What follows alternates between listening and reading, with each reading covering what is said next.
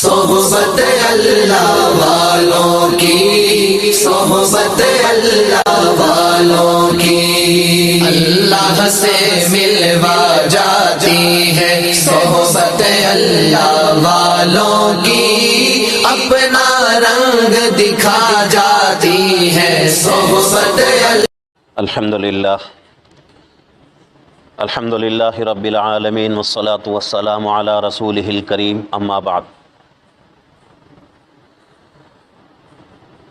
اعوذ باللہ من الشیطان الرجیم، بسم اللہ الرحمن الرحیم۔ زین للناس حب الشہوات من النساء والبنین والقناطیر المقنطرة من الذهب والفضة والخيل المصومة والأنعام والحرث ذلك متاع الحياة الدنيا والله عنده حسن المآب قل أنبئكم بخير من ذلكم للذين اتقوا عند ربهم جنات تجري من تحتها الأنهار خالدين فيها وأزواج مطہرۃ ورضوان من اللہ واللہ بصیر بالعباد۔ صدق اللہ العظیم وصدق رسولہ النبی الکریم ونحن علی ذلک لمن الشاہدین والشاکرین والحمد للہ رب العالمین۔ الحمدللہ ہماری تفسیر کا سلسلہ چل رہا ہے۔ پیچھے والی مجلس میں جو باتیں ہمارے سامنے آئی تھیں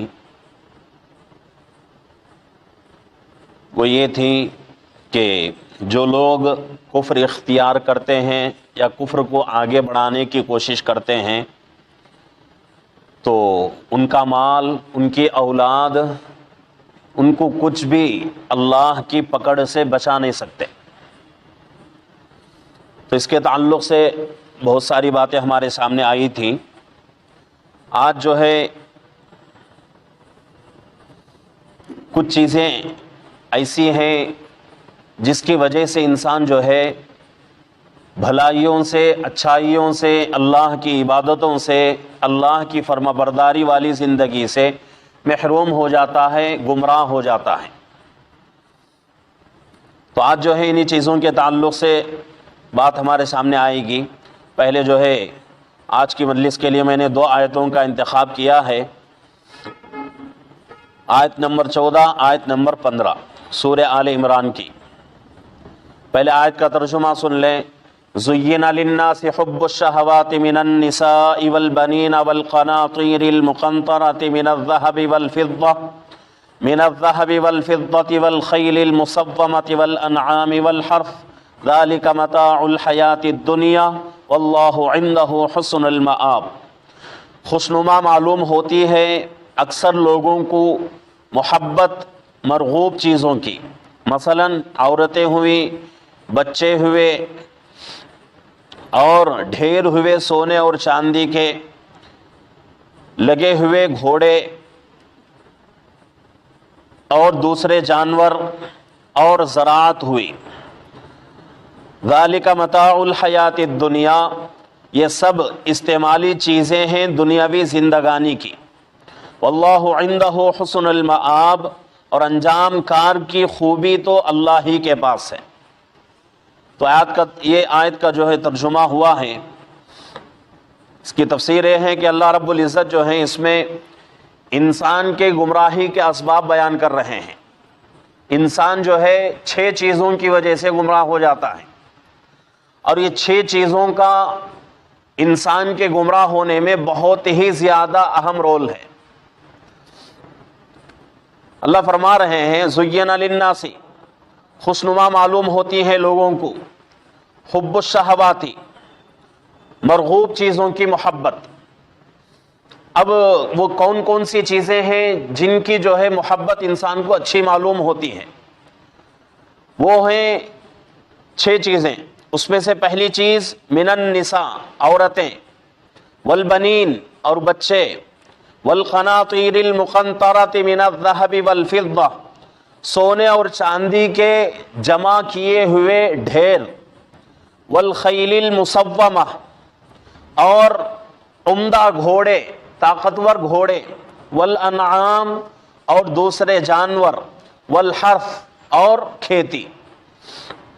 6 چیزیں ہوئی، عورتیں، بچے اور سونے چاندی کے جمع کیے ہوئے مال کا ڈھیر، اور والخیل المصومہ یعنی عمدہ اور طاقتور گھوڑے، والانعام یعنی دوسرے جانور، والحرث کھیتی باڑی. تو ان 6 چیزوں کی وجہ سے انسان جو ہے اکثر گمراہ ہو جاتا ہے. کیوں گمراہ ہوتا ہے؟ وجہ اس کی یہی ہے کہ انہی چیزوں کی محبت انسان کے دل میں رہتی ہے، اور ہر چیز کی جو ہے 2 قسمیں ہوتی ہیں. ہر چیز کی جو ہے 2 پہلو ہوتے ہیں، ایک فطری اور ایک غیر فطری. فطری اس وقت ہوتی ہے جبکہ اس چیز کو اس کے مقام پر رکھا جائے، اس سے جو ہے نہ ہی اٹھایا جائے، اس سے نہ ہی اس کو گرایا جائے. ایک مقام اس کا ہے شریعت کے اندر، تو اس کو وہ مقام دیا جائے. وہ اگر جس کو جو مقام ملنا ہے وہ مقام دیں گے تو وہ چیز ہمارے لیے فطری، اور یہ چیز ہمارے لیے جو ہے باعث نجات اور گمراہی سے بچنے کا ایک بہترین ذریعہ. اگر انہی چیزوں کو جو ہے حد سے زیادہ اوپر اٹھائیں گے یا حد سے زیادہ نیچے گرا دیں گے تو پھر یہی چیز انسان کے لیے غیر فطری ہو جاتی ہیں. غیر فطری کا مطلب کیا ہے؟ کہ یہی چیزوں میں پڑھ کر انسان جو ہے گمراہ ہو جاتا ہے. تو اس لیے شریعت جو ہے، ہماری شریعت اور ہمارا مذہب جو ہے اعتدال والا مذہب ہے، یعنی درمیانہ راستہ انسان کو سکھاتا ہے. ہر کام کے اندر، ہر چیز کے لیے ایک درمیانہ راستہ ہے. نہ ہی انسان کو شریعت جو ہے زیادہ جو ہے غلو کرنے کی اجازت دیتی ہے، اور نہ ہی انسان کو جو ہے کسی کام کو حد سے زیادہ گرانے کی اجازت دیتی ہے. تو اس لیے ضروری ہے کہ ہر چیز میں ہم جو ہے ہر چیز کو جو ہے فطری بنانے کی کوشش کریں. اور ہر چیز اسی وقت فطری ہو سکتی ہے جبکہ اس کا ایک مقام ہے، اس کو اس مقام پر رکھا جائے، نہ تو اس کو اٹھایا جائے نہ ہی اس کو گرایا جائے. مثال کے اعتبار سے اللہ کی ذات ہے اور اللہ کے نبی پاک صلی اللہ علیہ وسلم کی ذات ہے. اللہ کی ذات کو جو مقام دینا ہے وہ مقام دینا فرض، اور اللہ کے نبی پاک صلی اللہ علیہ وسلم کو جو مقام دینا ہے، آپ کی ذات کو جو مرتبہ دینا ہے وہ مرتبہ، وہ مقام دینا فرض. اگر کوئی آدمی بھئی یہ کہنے لگے اللہ کے نبی پاک صلی اللہ علیہ وسلم انسان نہیں ہے، آدمی نہیں ہے، بلکہ عالم الغیب ہے، تو مطلب یہ ہے کہ آدمی جو ہے کیا کر رہا ہے؟ اللہ کے نبی کو انسان کے مقام سے اٹھا کر اللہ کے مقام پہ بٹھا رہا ہے. جب ایک چیز کو اپنے مقام سے اٹھا کر اس کے اوپر کے مقام میں بٹھا دیں گے تو یہی چیز انسان کے لیے غیر فطری ہو جاتی ہے، اور یہی چیز انسان کے لیے جو ہے گمراہی کا سبب بن جاتی ہے. تو اللہ کا جو مقام ہے اس مقام، وہ مقام اللہ کے لیے زیب دیتا ہے، اور اللہ کے نبی کا جو مقام ہے وہ مقام آپ کے لیے بہتر ہے. نہ ہی اللہ کے نبی صلی اللہ علیہ وسلم کے مقام کو آپ کا جو مقام ہے اللہ نے جو مقرر کیا ہے اس سے نہ ہی بڑھانے کی اجازت ہے نہ ہی اس سے کم کرنے کی اجازت ہے. کچھ لوگ، ہمارا عقیدہ ہے اہل سنت والجماعت کا کہ جتنے بھی نبی دنیا میں آئے ہیں ہر نبی گناہوں سے بالکل پاک. گناہ ہونا تو دور کی بات، گناہ کا بڑا گناہ تو بہت دور کی بات، چھوٹے گناہ کا وہم، تصور اور خیال بھی نبیوں کے دلوں میں نہیں آتا. یہ ہمارا عقیدہ ہے اور یہ نبی کا ایک مقام ہے. اگر نبی کو بھی ہم جو ہے اپنے جیسا سمجھ جائیں تو ہمارے اور نبی میں کچھ فرق نہیں رہتا.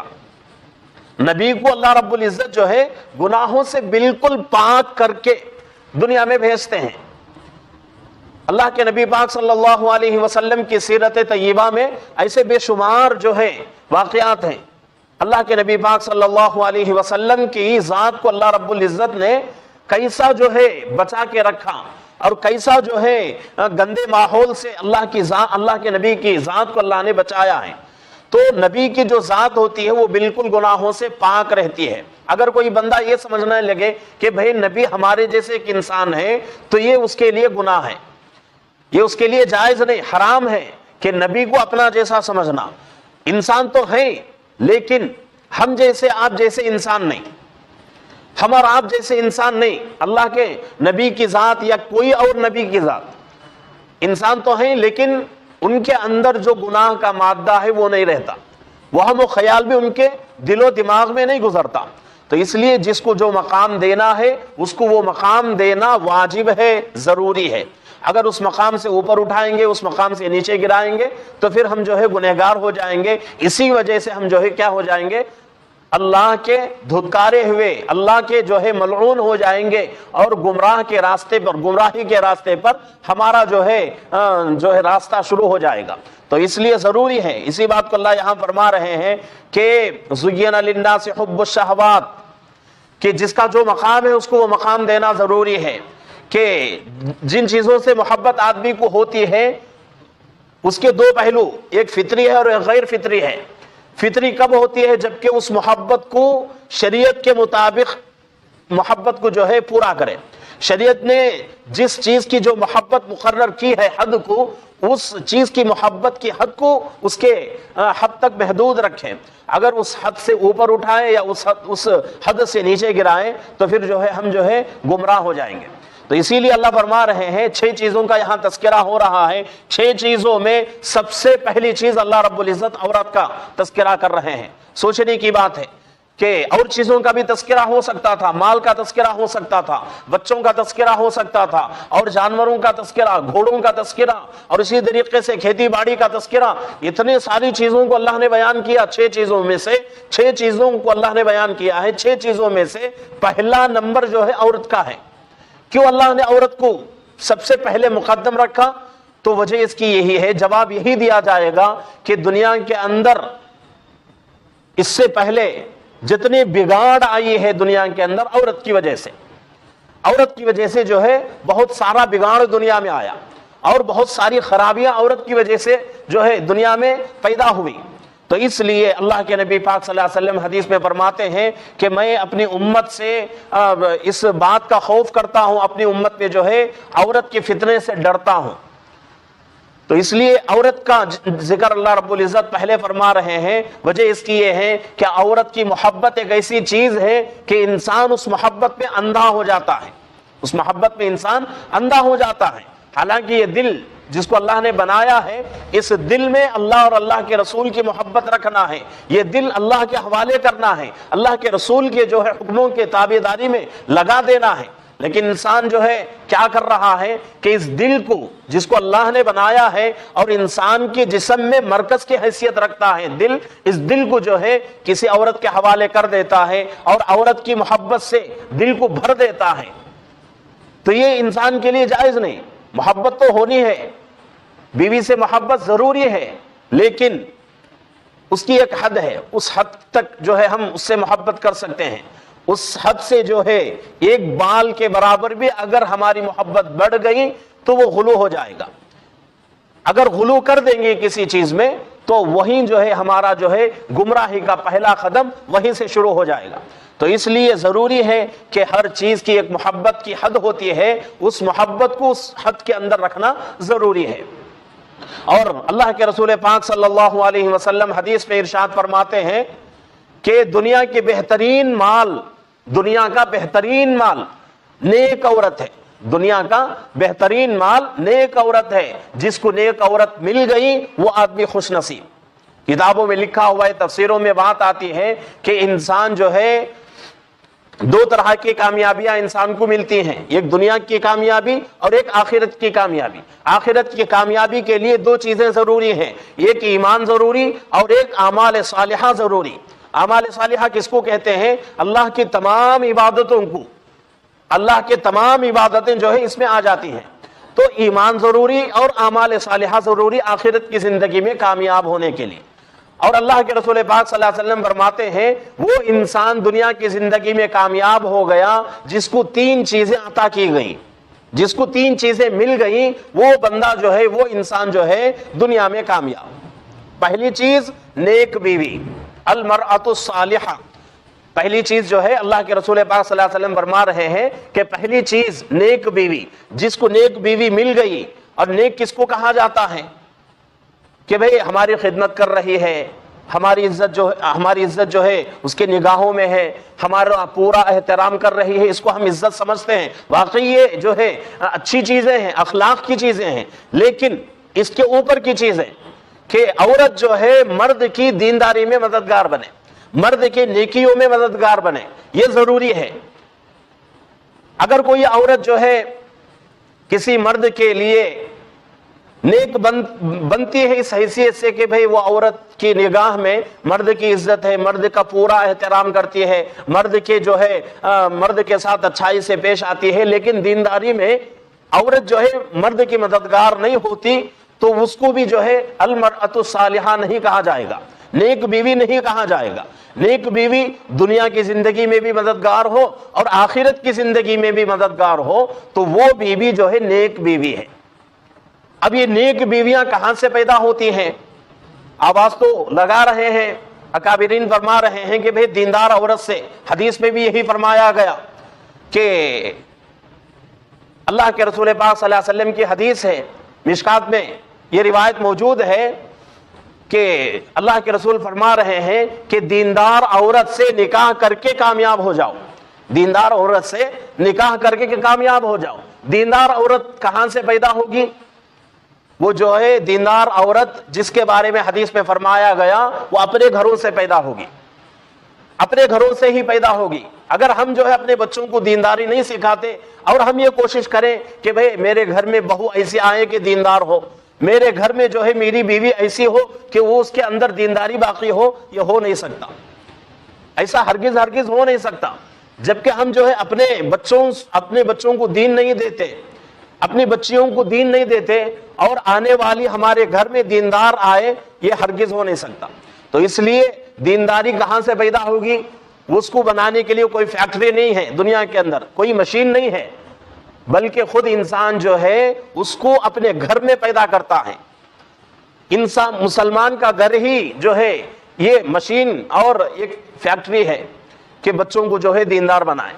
اور آج کے زمانے میں بہت ہی ضروری ہے، ضروری اس بات سے یہ نہیں کہتا کہ بھئی ضروری کا مطلب یہ نہیں ہے کہ اس سے پہلے ضروری نہیں تھا، دینداری ضروری نہیں تھی، نہیں، جتنی دینداری آج کے زمانے سے پہلے ضروری تھی، آج کے زمانے میں اس سے زیادہ دینداری کی ضرورت ہے، یہ مطلب ہے، اس سے زیادہ دینداری کی ضرورت۔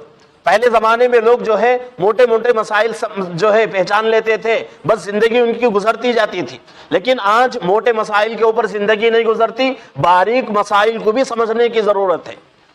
کیوں؟ اس لیے کہ دنیا جو ہے ترقی کر رہی ہے۔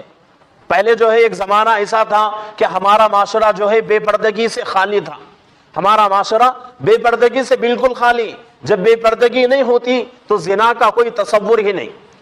زنا کب ہوتا ہے؟ جبکہ بے پردگی عام ہو جائے، بے پردگی عام ہو جائے تو زنا جو ہے خود بخود جو ہے شروع ہو جاتا ہے، چاہے وہ زنا بالجبر ہو، چاہے زنا بالرضا ہو، زبردستی زنا ہو یا رضامندی کے ساتھ زنا ہو۔ تو یہ جو ہے بے پردگی جب عام ہوتی ہے تو زنا شروع۔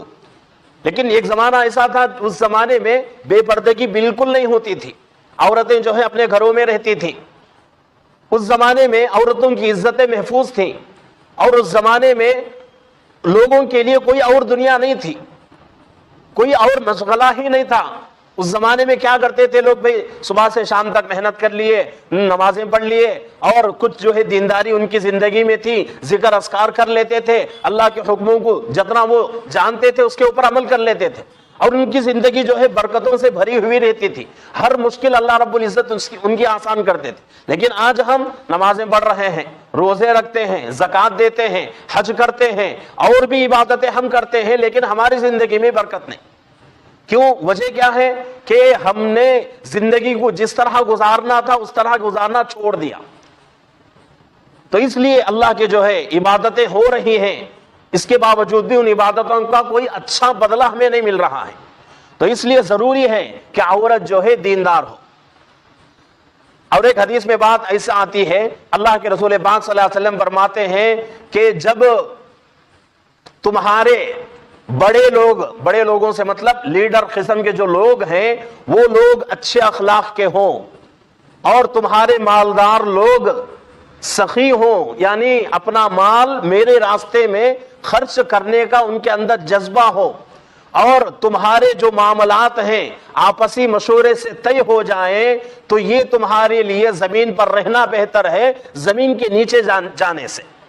مطلب کیا ہے کہ اگر یہ تین چیزیں رہیں تو تمہارا دنیا میں رہنا بہتر ہے مرنے سے۔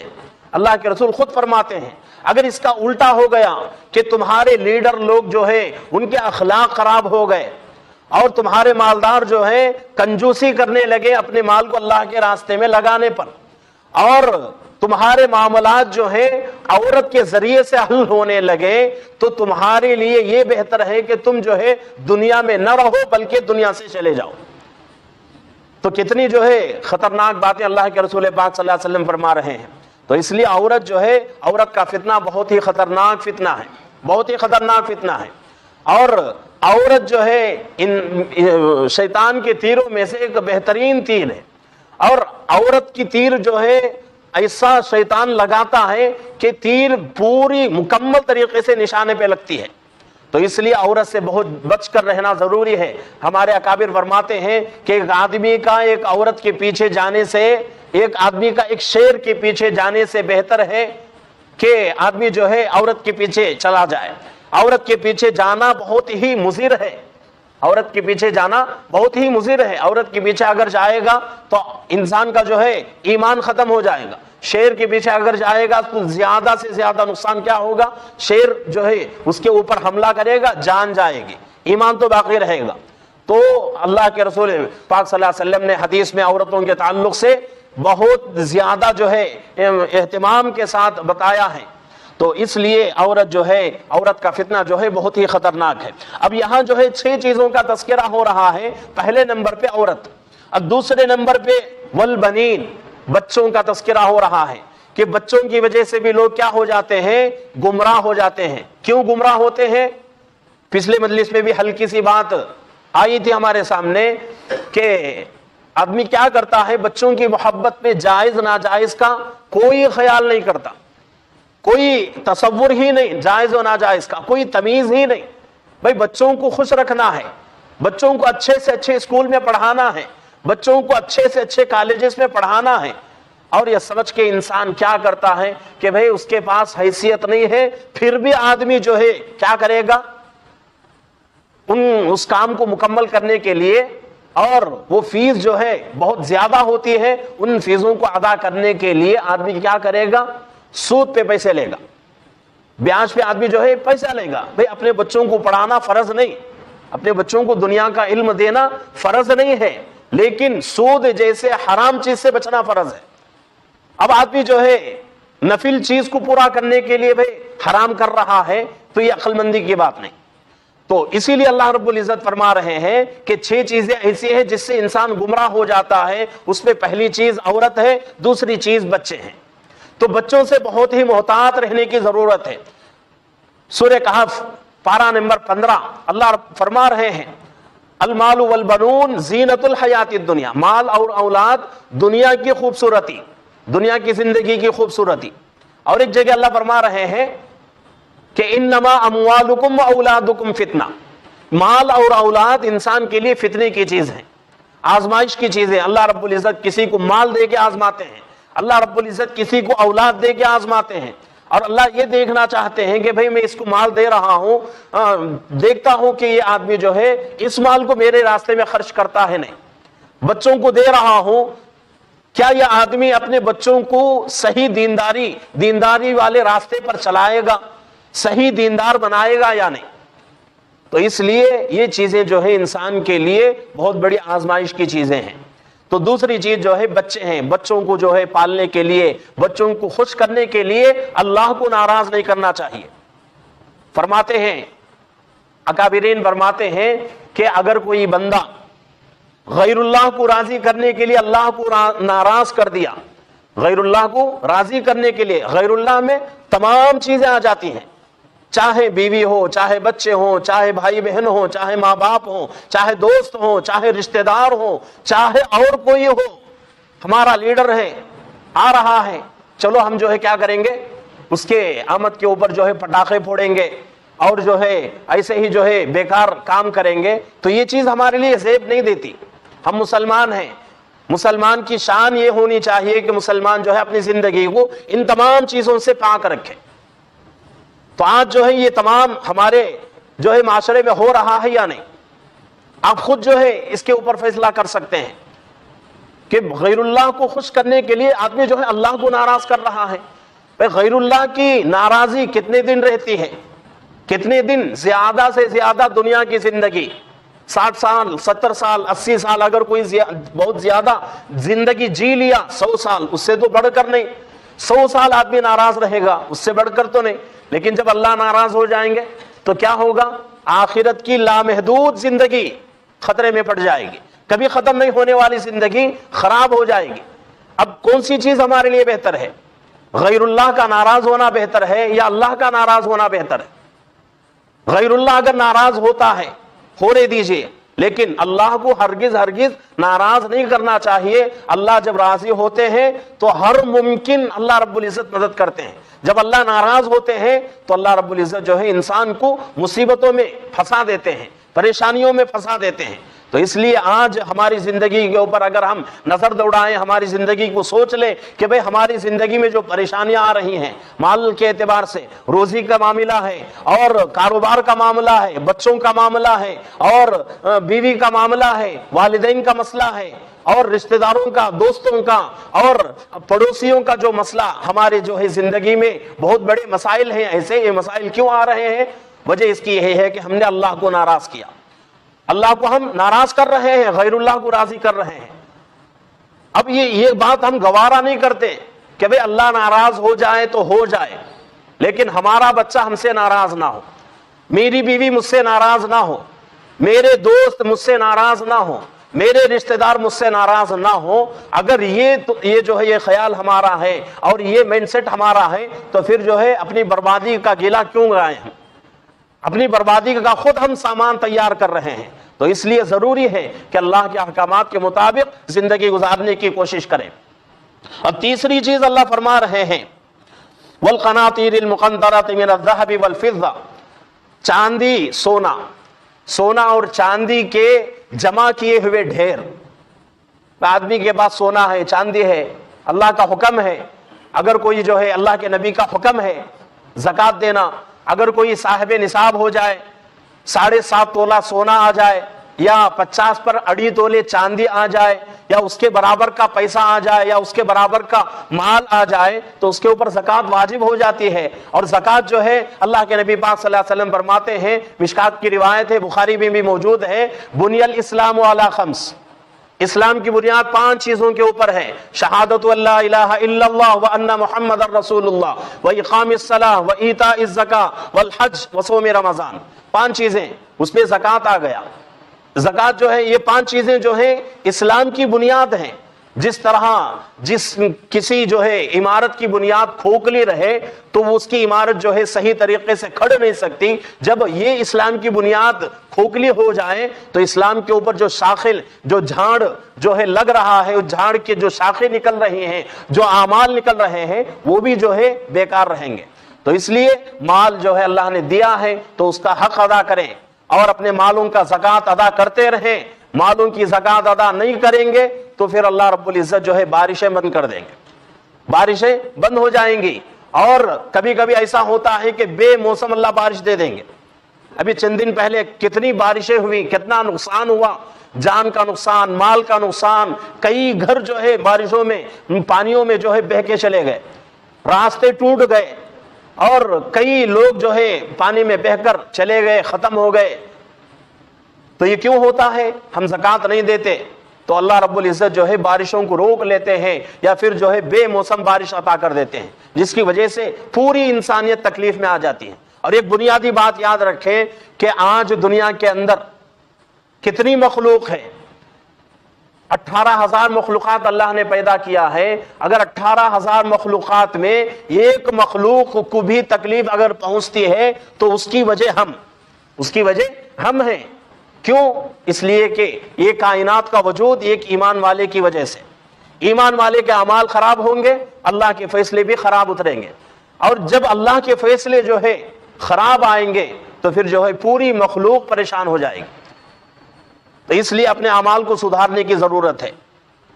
تو مالوں کا جو ہے حق ادا کرنا ضروری ہے۔ اور اس کے بعد اللہ فرما رہے ہیں والخیل المسومہ، یعنی طاقتور گھوڑے۔ یہاں تو جو ہے گھوڑوں کا کوئی جو ہے عام رواج نہیں ہے، لیکن عرب ممالک کے اندر گھوڑوں کا بہت ہی زیادہ رواج، اور جس کے پاس جتنا مضبوط اور جتنا طاقتور گھوڑا ہوگا وہ آدمی معاشرے کے اندر اتنا ہی اس کا نام روشن، اس کی عزت اتنی ہی زیادہ ہوگی۔ تو اس کے بارے میں بھی اللہ فرما رہے ہیں، اور اللہ کا کلام جو ہے صرف عجمی لوگوں کے لیے نہیں، یا پھر جو ہے صرف عربی لوگوں کے لیے نہیں، پوری انسانیت کے لیے، پوری دنیا کے لیے۔ اس میں جو ہے عرب ممالک بھی آتے ہیں، عجم ممالک بھی آتے ہیں۔ تو اللہ رب العزت جب آیت میں کسی بات کا حکم دیں گے تو عرب لوگوں کے لیے بھی اور عجم لوگوں کے لیے بھی۔ اب یہاں جو ہے ہم یہ خیال نہ کریں کہ یہاں گھوڑوں کا تذکرہ ہو رہا ہے، ہمارے جو ہے معاشرے کے اندر، ہمارے ملک کے اندر اس کا جو ہے کوئی خاص رواج نہیں ہے، کوئی خاص جو ہے اس کا گھوڑوں کو پالنا اور گھوڑوں کو جو ہے مضبوط بنانا اس کا کوئی جو ہے عام عادت نہیں ہے، عام رواج نہیں ہے۔ یہاں جو اللہ نے فرمایا بیکار، ایسا نہیں، بلکہ اللہ رب العزت پوری دنیا کے لیے بتا رہے ہیں، عرب کے لوگوں کے لیے اور عجم کے لوگوں کے لیے۔ اور آگے اللہ فرما رہے ہیں والانعام، دوسرے جانور۔ اب دوسرے جانوروں میں بہت سارے آتے ہیں، اونٹ، اونٹنی، گائے، بیل، بھینس، اور اسی طریقے سے بکریاں، یہ تمام، اس سے انسان کیا کرتا ہے؟ فائدہ اٹھاتا ہے۔ کیا فائدہ؟ اس کا دودھ نکالتا ہے، اپنے لیے استعمال کرتا ہے، اور اس کا گوشت اپنے لیے استعمال کرتا ہے۔ اور جب بڑے جانور ہوتے ہیں جیسا کہ اونٹ ہے اور اسی طریقے سے بیل ہے، تو یہ جانور جو ہیں بوجھ اٹھانے کے لیے استعمال ہوتے ہیں۔ تو یہ جو ہے جانور جو ہیں یہ بھی کچھ لوگوں کے پاس جو ہے بہت ہی محبوب ہوتے ہیں، ان کے لیے بھی اللہ فرما رہے ہیں کہ بھئی جانور اگر محبوب ہوں، تمہیں پسند ہوں، لیکن وہ پسند کیسی ہونی ہے؟ وہ محبت کہاں تک ہونی ہے کہ وہ محبت تمہیں گمراہی تک نہ لے جائے، اللہ کے راستے سے نہ بھٹکا دے، وہاں تک تمہاری محبت ہونی چاہیے۔ آگے اللہ فرما رہے ہیں والحرث، کھیتی باڑی۔ یہ کھیتی باڑی تو ہمارے بھی یہاں جو ہے بہت ہی محبوب چیز ہے کہ کسان جو ہے کھیتی باڑی کرتا ہے، اور کسان کو جو ہے کھیتی باڑی کرنے میں اتنی دلچسپی ہے اور اس کا کام بھی ہے کھیتی باڑی کرنا، لیکن کتنے لوگ ایسے ہیں کھیتی باڑی کرتے ہوئے اللہ کے احکامات کو پورا کرتے ہوں؟ اگر ان کا جو حساب کیا جائے تو کچھ بھی عدد نہیں نکلے گا، کچھ بھی حساب نہیں نکلے گا۔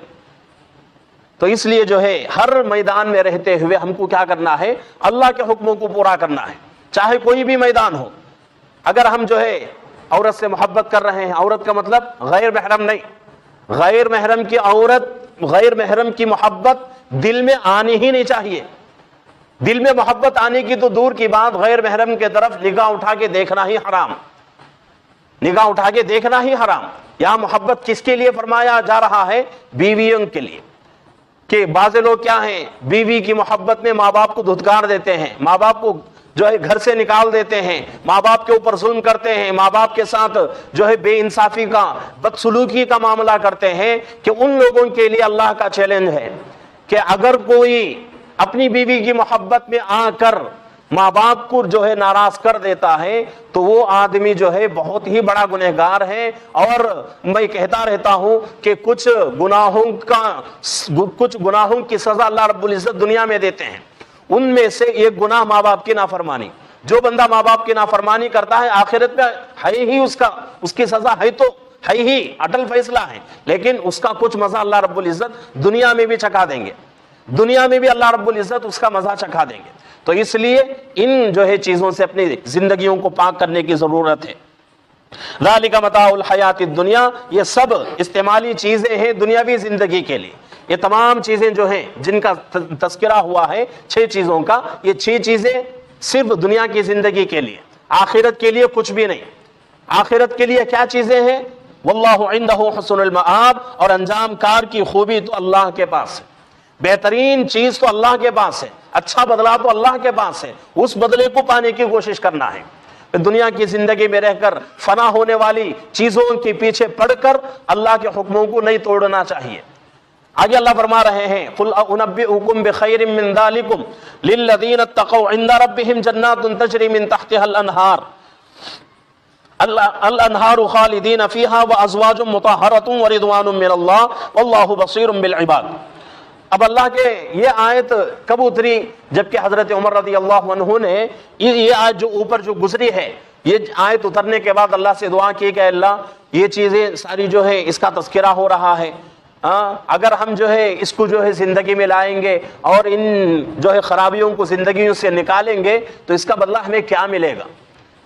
حضرت عمر رضی اللہ عنہ نے اللہ سے مانگا تو فوراً آیت نازل ہوئی، قل انبئکم، اے نبی جی آپ فرما دیجئے، انبئکم بخیر من ذالکم، میں تم کو ایسی چیز بتلا دوں جو بہتر ہو تمہارے لیے، جو تمہارے لیے بہتر ہوں، ایسی چیز میں تمہیں بتانا چاہتا ہوں۔ للذین اتقوا، کس کے لیے؟ جو اللہ سے ڈرنے والے ہیں، اللہ سے ڈرنے والوں کے لیے اللہ بتا رہے ہیں۔ اللہ کا ڈر جس کے اندر نہ ہو اس آدمی کے لیے کوئی بات اللہ کی اس کے دل میں نہیں اترتی اور کوئی بات اس کے دماغ سے نہیں گزرتی۔ جو لوگ اللہ سے ڈرنے والے ہیں انہی لوگوں کے لیے اللہ بتا رہے ہیں، عند ربہم، ان کے لیے ان کے رب کے پاس بہترین بدلہ ہے۔ اور بدلہ کیا ہے؟ جنات تجری من تحتها الانہار، بہترین باغات ہیں، بہترین جو ہے جنت ہے۔ اور کیسی جنت؟ جس کے سامنے سے نہریں بہتی ہوں گی، جس کے سامنے سے نہریں بہتی ہوں گی۔ بھئی ایک آدمی ایسا ہے جس کا گھر جو ہے بہت ہی بڑے جو ہے بہت ہی بڑے جو ہے باغ میں ہے، پورا جو ہے چاروں طرف باغ، درمیان میں گھر اور سامنے جو ہے نہر بہ رہی ہو تو کیسا خوش منظر معلوم ہوگا، کیسا خوبصورت معلوم ہوگا۔ اب اللہ فرما رہے ہیں کہ بھئی وہی چیز میں تمہیں کیا دوں، کب دوں گا؟ جنت پہ دوں گا، باغات ہوں گے اور ان باغات کے سامنے کیا ہوں گی؟ نہریں بہتی ہوں گی۔ حدیث پاک میں بات آتی ہے ہر جنتی کو اللہ رب العزت 4 نہریں دیں گے، ایک پانی کی نہر، دودھ کی نہر، شہد کی نہر اور شراب کی نہر۔ تو یہ 4 نہریں ہر جنتی کو ملیں گی۔ پہلے 3 چیزوں کے اوپر کوئی اشکال نہیں، آخر کی جو چوتھی چیز ہے شراب کی نہر، اب اس کے اوپر ہمیں اشکال ہوتا ہے، ہمارے دماغوں میں بات آتی ہے کہ اللہ نے شراب کو دنیا میں حرام قرار دے دیا، آخرت میں جنت میں اللہ کیوں دے رہے ہیں؟ تو اس کا جواب یہ دیا جائے گا کہ بھئی شراب لفظ ایک ہے لیکن چیزیں الگ الگ ہیں۔ لفظ ایک ہی ہے، معنی ایک ہی ہے، لیکن اس کے اندر کی جو چیز ہے وہ چیز الگ ہے۔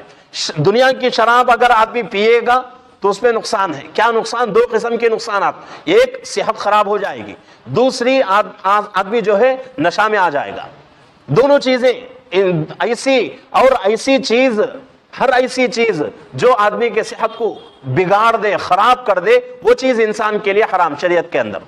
تو اس لیے اللہ رب العزت نے دنیا کے شراب کو حرام قرار دے دیا، لیکن جنت میں جو شراب ملے گی، شراب کی نہر جو جنت میں ملے گی، وہ اس سے نہ تو انسان جو ہے نشے میں آئے گا، نہ ہی اس کی طبیعت جو ہے خراب ہوگی۔ جیسا جیسا آدمی جو ہے پیتا جائے گا، مزہ ملتا جائے گا، صحت بڑھتی جائے گی۔ تو یہ 4 نہریں ملیں گی ہر جنتی کو۔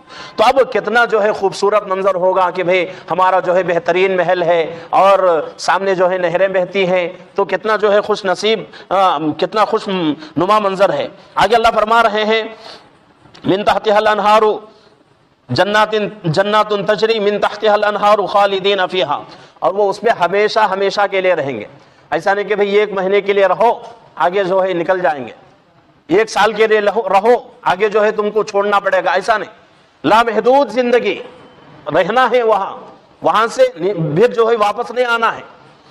وازواج مطہرہ، اب یہاں اور ایک چیز اللہ بیان کر رہے ہیں، پاکیزہ بیویاں ہوں گی، پاکیزہ بیویاں ہوں گی، حوریں ہوں گی، اور ان حوروں کی صفتیں حدیث کے اندر بہت ساری بیان کی گئی، موٹی موٹی آنکھ والی، اور ایسے جو ہے خوبصورت اس کا جو ہے بدن رہے گا کہ جب وہ کوئی چیز کھائے گی پیے گی تو اندر جب جائے گا تو وہ بھی جو ہے باہر سے نظر آتا رہے گا، اتنا جو ہے خوبصورت۔ اور ایسا مثال دیا گیا ہے کہ اس حور کو دیکھ کر آدمی یہ سمجھے گا کہ بھئی یہ جو ہے کوئی موتی ہے، خلدار موتی ہے، کہ موتی کو جس طرح آدمی جو ہے کہ جتنے جو ہے حفاظت سے رکھتا ہے اس سے بھی زیادہ اللہ رب العزت ان کو جو ہے حفاظت پہ رکھے ہوئے ہیں۔ اور دنیا کی خوبصورت سے خوبصورت عورت حور کے مقابلے میں کچھ بھی نہیں، حور کے مقابلے میں کچھ بھی نہیں۔ دنیا کی کوئی عورت جس کے بارے میں ہم نہیں کہہ سکتے کہ بھئی یہ عورت بالکل پاک، جسم کے اعتبار سے، گناہوں کے اعتبار سے نہیں، جسم کے اعتبار سے بالکل پاک ایسا نہیں ہو سکتا کہ بھئی عورت جو ہے انسان ہے، وہ بھی اس سے بھی جو ہے غلیظ چیزیں نکلتی ہیں، جیسے جو ہے پیشاب ہے، پاخانہ ہے، اور جو ہے حیض کا خون نکلتا ہے، نفاس کا خون نکلتا ہے، استحاضہ کا خون نکلتا ہے، اور عورت جو ہے بیمار بھی ہو جاتی ہے۔ جب بیمار ہو جاتا ہے تو انسان جو ہے اس کے منہ سے جو ہے بدبو آنے لگتی ہے۔ تو یہ تمام چیزیں جو ہے دنیا کی عورتوں کی صفت، لیکن جنت میں جو عورت ملے گی اس کو نہ تو پیشاب کی ضرورت، نہ تو پاخانے کی ضرورت، نہ تو حیض کا خون آئے گا، نہ تو نفاس کا خون، نہ تو استحاضہ کا خون، نہ تو وہ عورت جو ہے بیمار ہوگی، نہ تو اس کے بدن سے بدبو آئے گی، کچھ بھی نہیں۔ بہت ہی خوبصورت اور پاکیزہ عورتیں، ورضوان من اللہ، اور اس سے بھی بڑھ کر ایک نعمت اللہ دیں گے۔ بھئی ایک جنتی کو سب کچھ مل گیا، گھر مل گیا، محل مل گیا، اور نہریں مل گئی، سب کچھ مل گئی، بیوی مل گئی، اور ایک ایک حدیث پاک میں آتی ہے بات کہ ادنا سے ادنا جنتی کو اللہ رب العزت جو ہے 70 حور عطا کریں گے۔ ادنا سے ادنا جنتی کو 70 حور۔ رمضان شریف کے فضائل میں حدیثیں بہت ساری ہیں کہ اگر کوئی بندہ ایک دن روزہ رکھ کر ایک دن جو ہے تراویح پڑھے گا تو اللہ رب العزت جو ہے اس کا جو جنت میں ایسا محل دیں گے، اس محل کے جو ہے کئی ہزار دروازے ہوں گے، کئی ہزار کمرے ہوں گے، اور ہر کمرے میں ایک حور کی مسند رہے گی۔ تو ایک روزے کا بدلہ جب رمضان کا مبارک مہینہ شروع ہوگا تو انشاءاللہ اس وقت جو ہے یہ حدیث آپ حضرات کے سامنے عرض کروں گا۔ تو اب جو ہے مختصراً عرض یہ ہے کہ بھئی جنت کی جو عورت رہے گی بالکل پاکیزہ، اور سب کچھ مل جانے کے بعد پھر اس سے بڑھ کر اللہ ایک نعمت دے رہے ہیں، ورضوان من اللہ۔ وہ کیا ہے؟ اللہ کی خوشنودی، اللہ کی خوشنودی۔ اللہ جس سے راضی ہو گئے تو وہ کامیاب۔ جنت پہ جانے کے بعد حدیث پاک میں بات آتی ہے، جب بھی یہ حدیث میں ذہن میں لیتا ہوں، جب بھی میں حدیث جو ہے زبان سے پڑھتا ہوں تو مجھے بے حد خوشی ہوتی ہے۔ اللہ رب العزت نے ہم علماء کا مقام، اللہ کا کرم ہے، اللہ کا احسان ہے، اونچا کیا ہے کہ اللہ رب العزت ہر جمعہ، ہر ہفتہ جو ہے، ہفتے میں ایک دن اللہ رب العزت جنتیوں سے پوچھیں گے کہ بھئی کسی چیز کی ضرورت ہو تو بتاؤ۔ جنت پہ جانے کے بعد آدمی کو کسی چیز کی ضرورت ہے ہی نہیں، تب جنتی پریشان ہو جائیں گے، آئیں گے علماء کے پاس، وہاں بھی مسئلہ پوچھیں گے۔ جنت میں، جنت میں بھی جو ہے عام مسلمان جو ہے علماء سے مسئلہ پوچھیں گے، تو آئیں گے علماء کے پاس، پوچھیں گے کہ اللہ کا اس طرح فرمان ہو رہا ہے تو کیا جواب دیا جائے؟ تو علماء کہیں گے کہ بھئی ہر چیز مل گئی، اللہ کا دیدار نہیں ہوا، اللہ سے مانگو کہ اللہ آپ کا دیدار ہمیں نصیب کر دے۔ تو جب اس کے بعد جو ہے اللہ رب العزت جو ہے اللہ کا اپنا دیدار کرائیں گے۔ تو یہ جو ہے اللہ کا راضی ہونا، اللہ کا دیدار ہونا، یہ بھی جو ہے بہت بڑی نعمتیں ہیں۔ واللہ بصیر بالعباد، اور اللہ رب العزت خوب ہر آدمی کے عمل کو دیکھنے والے ہیں، آدمی کیا کر رہا ہے، ہر چیز اللہ رب العزت جاننے والے ہیں۔ اللہ رب العزت سے دعا ہے کہ اللہ رب العزت جو ہے تفسیر میں جو باتیں ہمارے سامنے گزر رہی ہیں ان باتوں کو عملی جامہ پہنانے کی اور زندگی میں لانے کی اللہ ہم سب کو توفیق عطا فرمائے۔